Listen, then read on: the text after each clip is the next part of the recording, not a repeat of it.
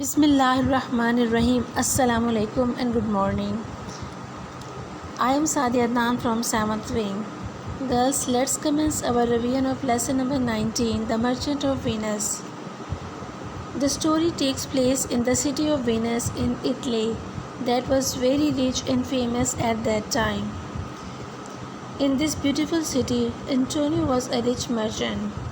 He was well known for his kindness and good behavior with people.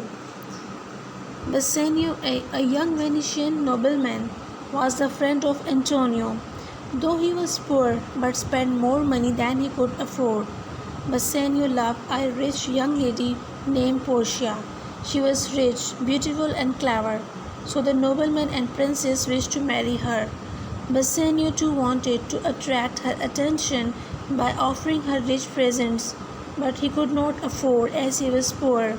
So Bassanio went to Antonio to request him to lend him some money. Antonio could not help him as his ships were at sea, yet he assured him of his help and went to Shylock. Shylock was a miser, the best known cruel moneylender in Venice. He was disliked by people as he was cruel and demanded high rate of interest on the money he lent. Shylock disliked Antonio and wanted to take revenge. He secretly made a plan to kill him and agreed to lend him 3,000 ducats on his request, but with one condition: if Antonio did not pay him money, he will take 1 pound of flesh from his body where he liked. Bassanio forbade him to do so, but Antonio treated the whole matter as a joke. They went to a lawyer and signed an agreement in which it was written if Antonio did not pay him money within 3 months, Shylock would be allowed to cut off a pound of flesh from any part of his body he liked. Antonio took the money from Shylock and gave it to Bassanio. Girls, ये था आज के lesson का review. Next page पे 108 पे हमारे जो next exercise है वो है फ्यूचर कंटिन्यूस टेंस के हवाले से। फ्यूचर कंटिन्यूस टेंस का पहले मैं आपको एक दफ़ा आपको रिकॉल करवा दूं कि फ्यूचर कंटिन्यूस टेंस कौन सा टेंस है, उसके बाद हम एक्सरसाइज जो है वो अपनी रिवाइज करते हैं। फ्यूचर कंटिन्यूस टेंस जो है वो एक ऐसा टेंस है which is use to express action at a particular moment in the future. ठीक है, कि फ्यूचर में आने वाले वक्त में किसी ख़ास लम्हे में किसी एक्शन के बारे में वो बयान करता है। However the action will not have finished at the moment, ताहम जो है वो काम उस लम्हे में फिनिश नहीं हुआ है। Future continuous tense. अब इसकी आइडेंटिफिकेशन होगी इस सेंटेंस के लास्ट में। उर्दू में जब हम उसको रीड करेंगे, रहा होगा, रही होगी और रहे होंगे। ठीक है, ये इसके एंड में मेंशन होगा। अब इसकी ये पहचान है, रहा होगा, रही होगी और रहे होंगे। उसकी हेल्पिंग में कौन कौन से यूज़ होते हैं अब आपको पता है। फ्यूचर टेंस है, ठीक है। अब फ्यूचर में जो है वो सबसे पहले आप देखें कि हम हेल्प में यूज़ करेंगे शैल बी, विल बी, और इसमें आप आई और वी के साथ हम शैल बी का यूज़ करेंगे। और अगर हमारे पास इसके अंदर देखिए फॉर्म ऑफ वर्ब कौन सी आती है, फॉर्म ऑफ वर्ब इसमें fourth form of verb use होती है गर्ल्स। ठीक है, इसके बाद फ्यूचर कंटिन्यूस टेंस जो है इसके नेम से अगर हम इसका जो है वो स्ट्रक्चर निकालें तो वो कैसे बनेगा। फ्यूचर टेंस में आप सबको पता है कि हम शैल और विल का यूज़ करते हैं, और कंटिन्यूस टेंस में जो है वो हम fourth form of verb use करते हैं। लेकिन आपको पता है शैल और विल के साथ हम फोर्थ फॉर्म डायरेक्टली यूज़ नहीं कर सकते, शैल और विल के साथ हम फर्स्ट फॉर्म का यूज़ करते हैं। तो हम इसमें एक ऐसा हेल्प वर्ब ऐड करेंगे जो कि फर्स्ट फॉर्म बेस है, वो कौन सा है, बी। तो शैल बी और विल बी के बाद हम fourth form of verb use कर सकते हैं। तो ये था हमारे फ्यूचर कंटिन्यूस टेंस का एक स्ट्रक्चर। अब हम अपनी एक्सरसाइज स्टार्ट करते हैं। बस हमारी जो एक्सरसाइज बी है इसमें कि answer this question using the future continuous tense. इस एक्सरसाइज में भी आपको क्वेश्चन आंसर के थ्रू जो है वो टेंस की प्रैक्टिस करवाई जा रही है। अब आपसे यहाँ पे क्वेश्चन पूछा गया, what will you be doing in an hour's time, कि आप 1 घंटे में क्या कर रहे होंगे। इसका आंसर हम क्या देंगे, I shall be having my class in an hour's time. उसके बाद नेक्स्ट हमारे पास है what will you be doing at 5 o'clock this afternoon. अब आपको समझ आ रही है ना कि आपने इसको रिप्लाई करते वक्त आप जो भी उसमें वर्ब ऐड कर रहे हैं आपने उसमें सिर्फ शैल बी और विल बी के बाद fourth form of verb use करनी है। जैसे I shall be sleeping at 5 o'clock this afternoon. Next है what will you be doing at 8:30 tonight, कि आप 8:30 पे आज रात जो है वो क्या कर रहे होंगे।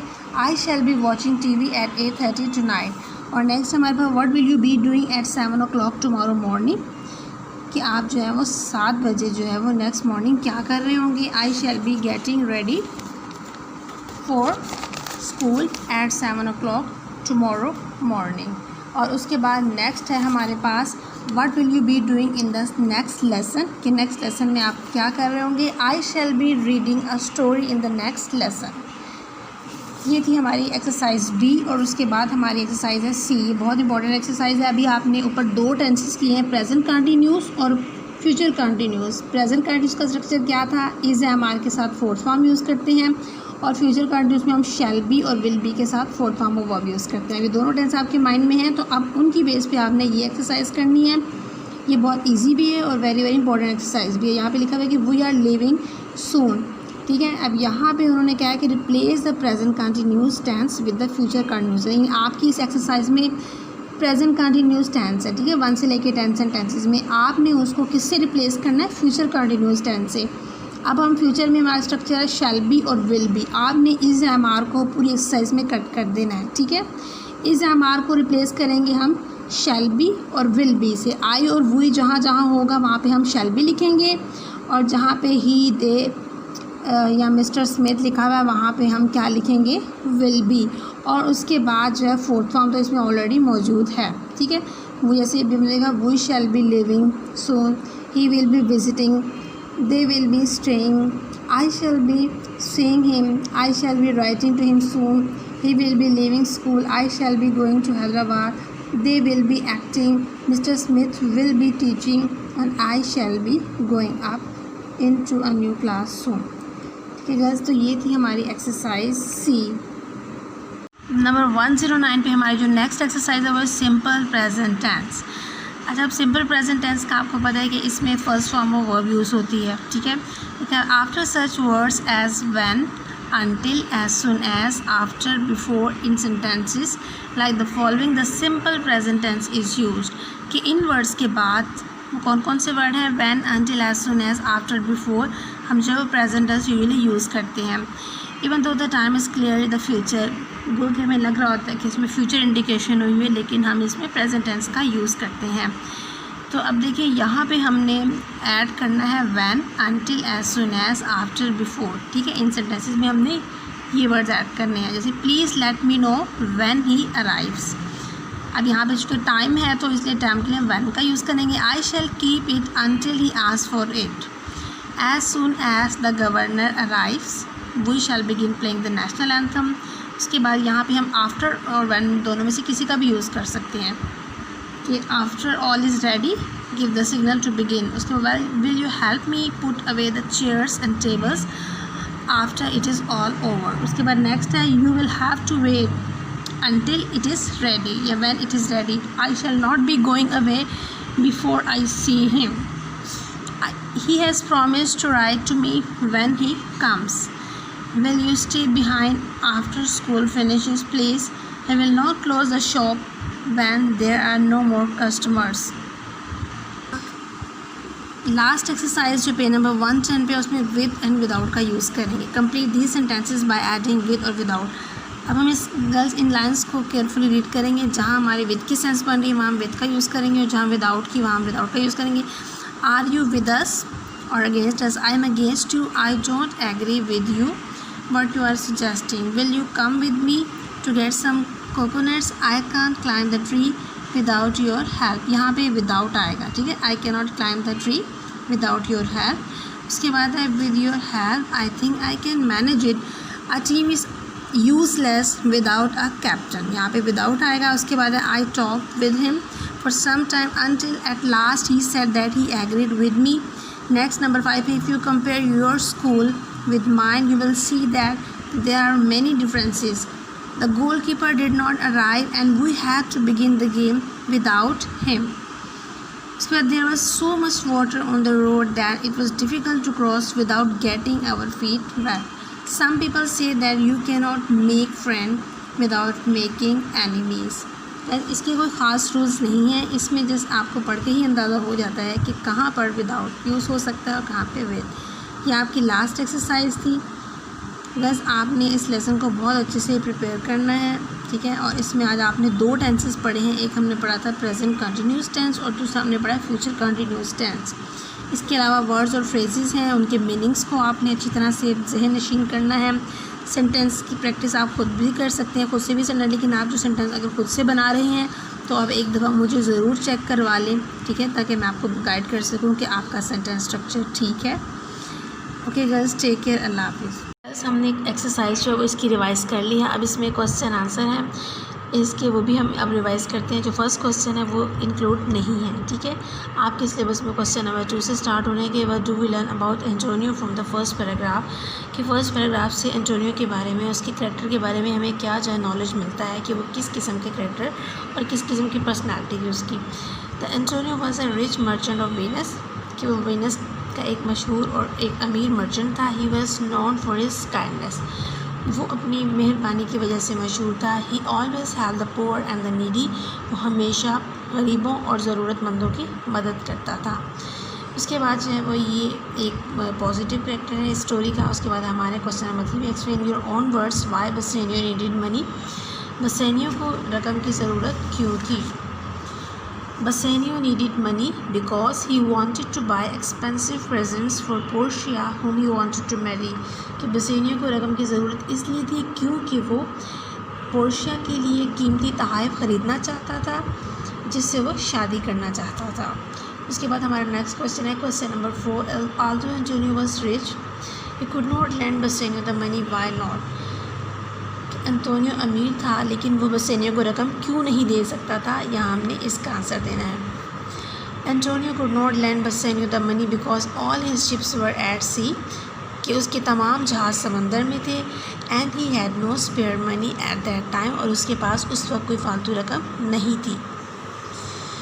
Why was Shylock dislike, give a full answer. लोग शायलॉक से नफ़रत क्यों करते थे, इसकी हमने रीज़न बतानी है। Shylock was dislike by the people because he was a cruel money lender. Shylock जो है लोग उससे नफ़रत इसलिए करते थे क्योंकि वो एक जालिम साहूकार था, यानी कि रकम उधार देने वाला। And charged high rate of interest, और सूद की आला शरह का मुतालबा करता था। अब इस क्वेश्चन में चूँकि पास्ट में पूछा गया है इसलिए यहाँ पे पास्ट टेंस वर्ड यूज़ हो रहा है कि वाला cruel money lender and charge second form I a high rate of interest on the money he land, की जो रकम वो उधार देता था उसमें सूद की ज़्यादा शरह का मुतालबा करता था। उसके बाद देखिए question number 6, Y did Shylock hate Antonio, Shylock Antonio से नफ़रत क्यों करता था, give a full answer. Shylock hated Antonio, Shylock जो है वो स्टोरी का एक नेगेटिव करैक्टर है और वो एक पॉजिटिव करैक्टर, यानी एंटोनियो से नफ़रत क्यों करता था।